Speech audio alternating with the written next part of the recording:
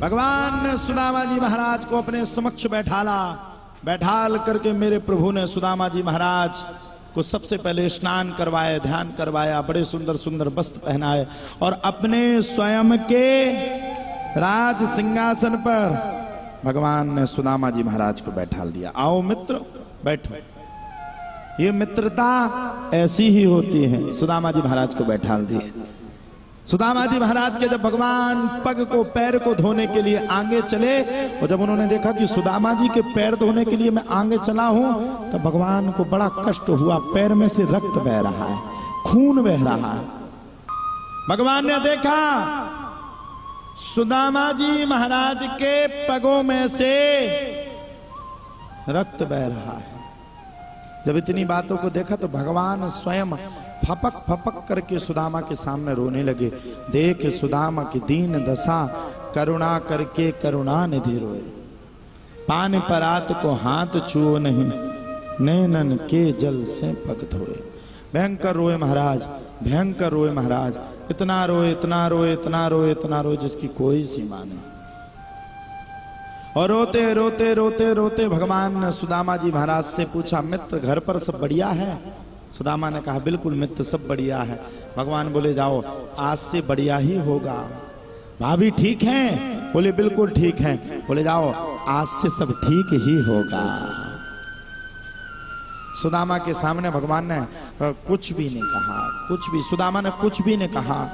और फिर पूछा, भाभी ने मेरे लिए क्या आदेश किया है? तब सुदामा कहते हैं, एक मास द्विपाक में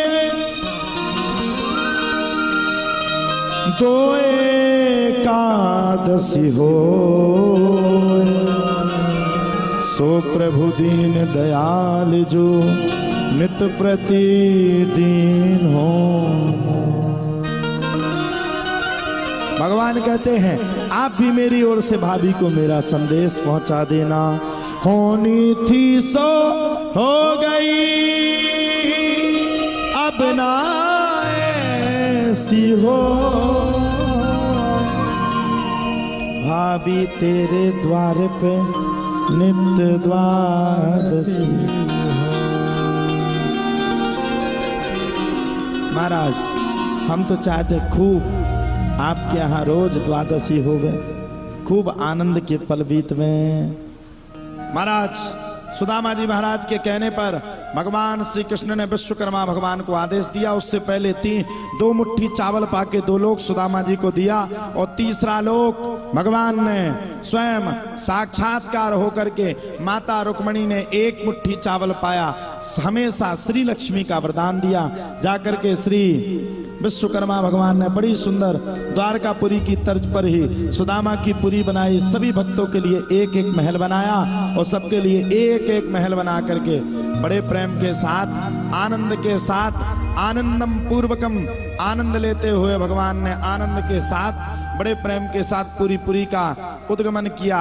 और समस्त पुरी का उद्गमन करने के बाद सुदामा जी महाराज कुछ दिनों तक अपने द्वारकापुरी में रहे। कुछ दिनों के बाद सुदामा जी महाराज ने कहा, मैं जाना चाहता हूं। भगवान ने पैदल पैदल पैदल पैदल पैदल पैदल सुदामा जी महाराज को द्वारकापुरी से पहुंचाया। जब लौट करके सुदामा जी महाराज गए, भगवान की अचंभित किंचित माया को देख करके सुदामा जी महाराज बड़े भारी प्रसन्न हुए और भगवान के सर्व सुख को देख करके बड़े प्रसन्न हुए।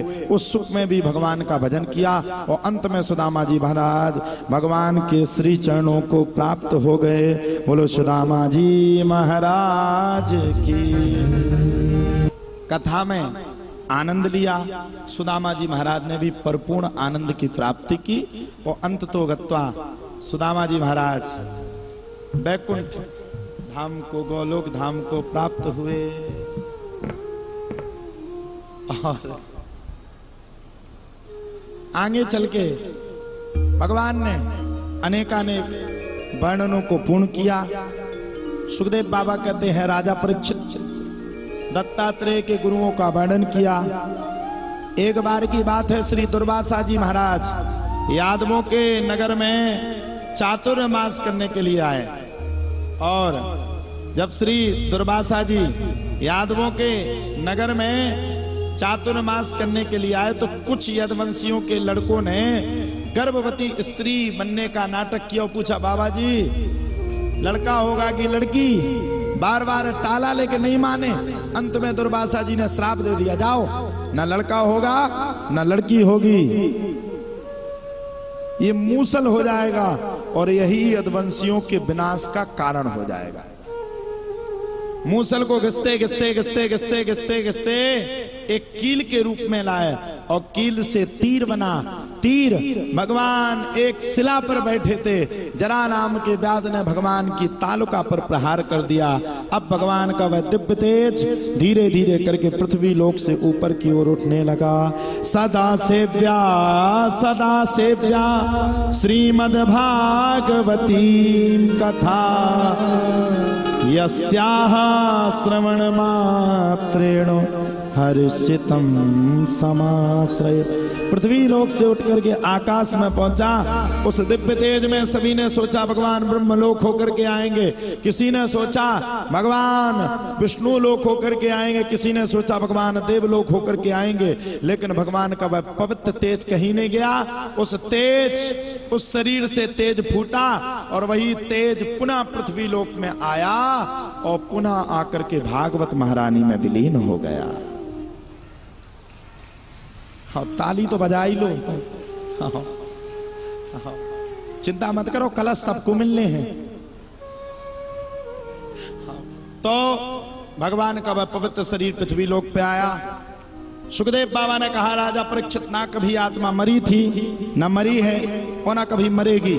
आत्मा अमर थी, अमर है और हमेशा अमर ही रहेगी। यह कह करके सुखदेव बाबा तो चले गए। 7वें दिन के अनुसार राजा परीक्षित भगवान का जाप करने लगे और 7वें दिन के अनुसार तक्षक नाम का सर्प आया और तक्षक नाम के सर्प ने राजा परीक्षित को डसा। राजा परीक्षित मृत्यु लोक को नहीं गए, राजा परीक्षित भी भागवत महारानी में विलीन हो गए। 5,500 वर्ष पूर्व भागवत की व्याख्यान हुई और 5,500 वर्ष के बाद भी आज भी जब जब भागवत की कथा प्रारंभ होगी तब तब राजा परीक्षित का व्याख्यान भागवत के अंदर होगा। आप लोग भी कुछ ऐसा काम करिए जिस काम से आपको संसार पहचान सके।